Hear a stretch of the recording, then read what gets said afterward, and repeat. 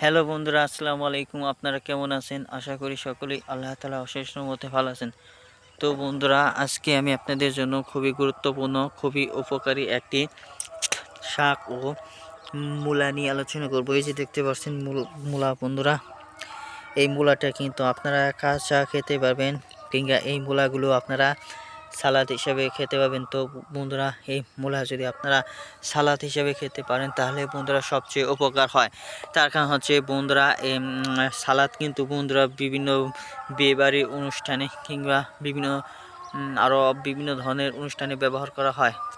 তো বন্ধুরা, এই মূলা কেন খাবেন? এই মূলা খাওয়ার আরেকটি উপকার হচ্ছে আপনাদের যাদের পেটের মধ্যে গ্যাস থাকে, হজম শক্তি বাড়ে না। তো বন্ধুরা, আপনারা যদি হজম শক্তি সহজেই বৃদ্ধি করতে চান তাহলে আপনাদের এই মূলাগুলো খেতে হবে, কাঁচা মূলাগুলো।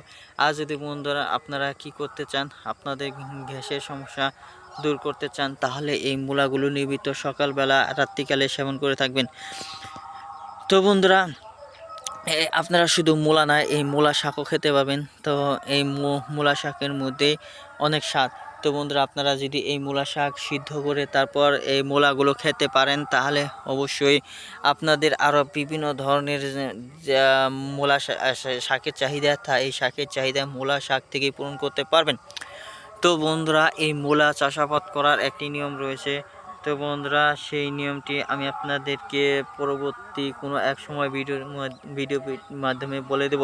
তো বন্ধুরা, আপনারা কি করবেন, ভিডিওটি সকলের কাছে পৌঁছে দিন, যাতে করে আপনারা পরবর্তী ভিডিওটির মূলা নিয়ে কীভাবে মূলা চাষাবাদ করা যায় সে বিষয়ে জানতে পারবেন। তো ভিডিওটি ভালো লেগে থাকলে অবশ্যই আমাদের এই চ্যানেলটিকে সাবস্ক্রাইব করে নেবেন। ধন্যবাদ আপনাদেরকে।